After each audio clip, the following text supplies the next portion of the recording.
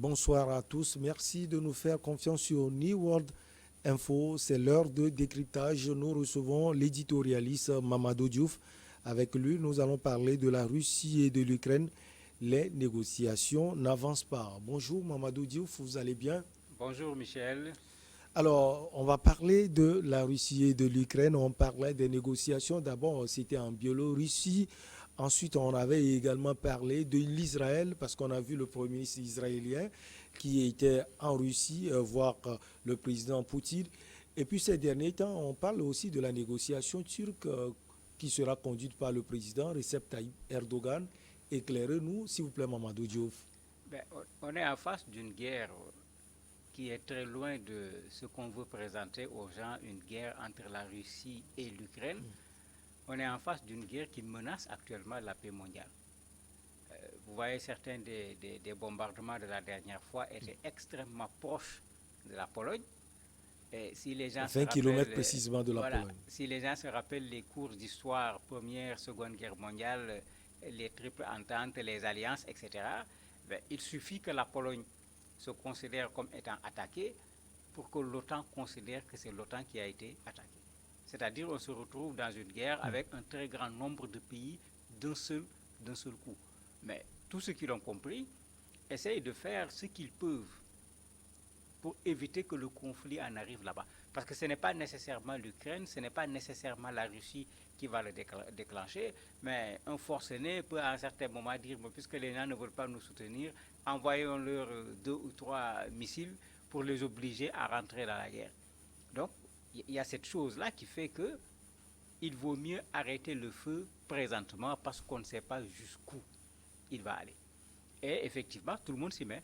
Même le président de l'Union africaine, Macky Sall, a appelé le président Poutine pour demander également à ce que la solution militaire soit abandonnée, qu'on cherche une solution par la négociation.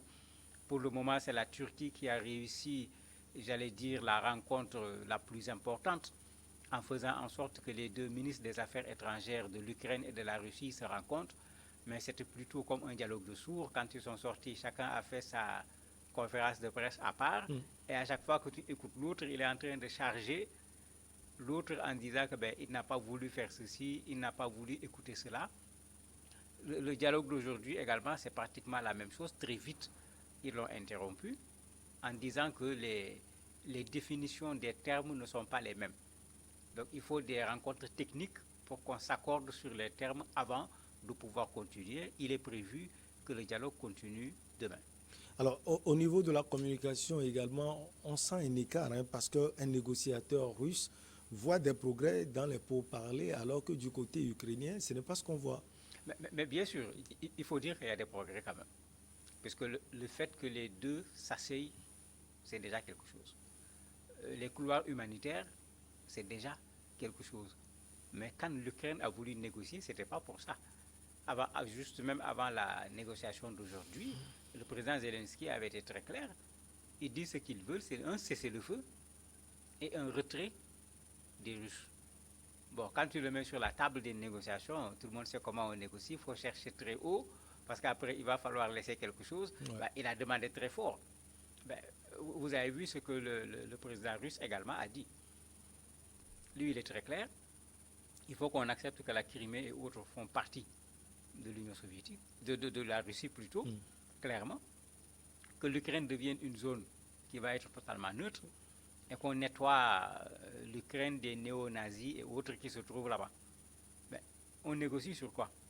Parce que quand on négocie, c'est vrai que chacun vient, mais après, c'est le rôle du médiateur de faire en sorte que, voilà telle question, qu'est-ce que tel pense de telle question, qu'est-ce que tel pense de l'autre question, pour qu'on finisse petit à petit à trouver un certain nombre de consensus à partir desquels on va bâtir un protocole d'accord qui permettra de dire, par exemple, on met fin à la guerre, voilà les conditions dans lesquelles on met fin à la guerre. Mais c'est vrai qu'on est loin de ça parce que pour le moment, de chaque côté, c'est comme si chacun négocie tout seul.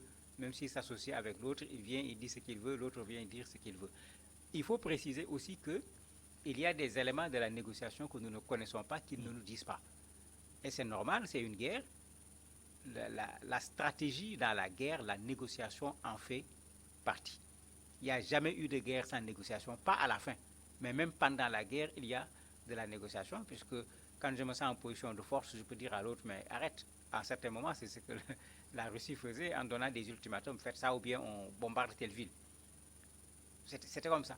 Ça peut être le contraire, tu te sens en position de faiblesse, tu demandes à négocier pour diminuer un peu le feu et pendant ce temps te réorganiser. La négociation fait partie des stratégies quand on est en situation de guerre. Alors, l'initiative de la Biélorussie n'était pas aussi appréciée par les Ukrainiens, Loukachenko étant un allié de poids de Poutine, mais on a vu d'une manière, si on peut le dire, une bonne manière, j'allais dire, l'initiative du Premier ministre israélien, Naftali Bennett. Quelle chance vous donnez à cette initiative?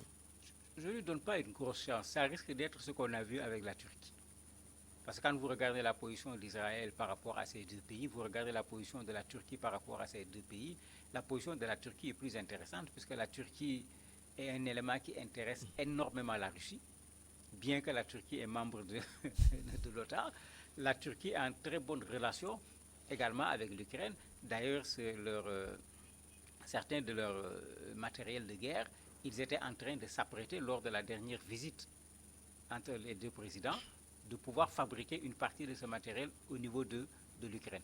Donc la Turquie avait de très bonnes relations pour pouvoir le faire et n'oublions pas que la Turquie avait essayé la négociation également avant la guerre. Ça n'avait pas abouti. À l'époque, Erdogan essayait d'organiser un sommet entre le président Poutine et le président Zelensky. Ça n'avait pas marché. Israël est dans une position qu'on pourrait dire entre guillemets plus neutre que la Turquie, ce qui n'est pas vrai parce que si Israël n'est pas membre de l'OTAN, mais tout le monde connaît la relation entre Israël et les États-Unis. Les États-Unis. Et tout le monde sait aujourd'hui l'attitude des États-Unis par rapport à la Russie dans ce conflit. Et c'est pourquoi je disais tout à l'heure, les enjeux de ce conflit dépassent très largement Russie-Ukraine. Et ça fait que quand la Turquie vient, on se dit, mais qu'est-ce qu'il fait ici? Il est membre de l'OTAN, il est en très bonne relation avec l'Ukraine. Quand Israël vient, on dit, mais est-ce que ce ne sont pas les États-Unis qui sont en train de chercher un autre moyen pour venir se mêler de cette affaire indirectement en passant par Israël?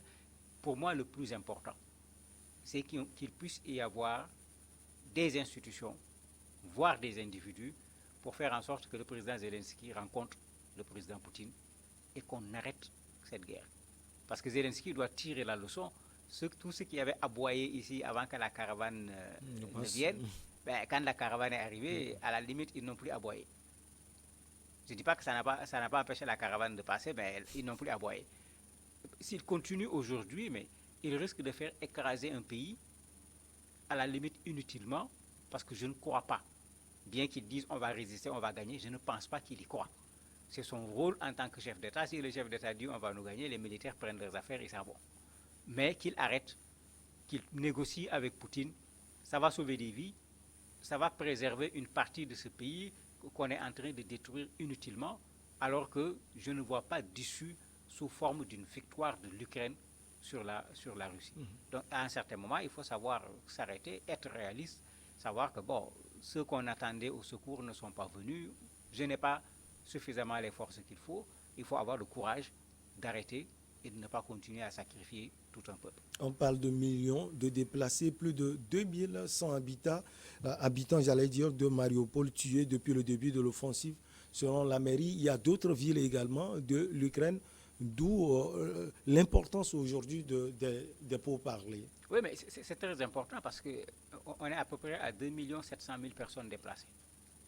Même les pays qui recevaient commencent à crier actuellement.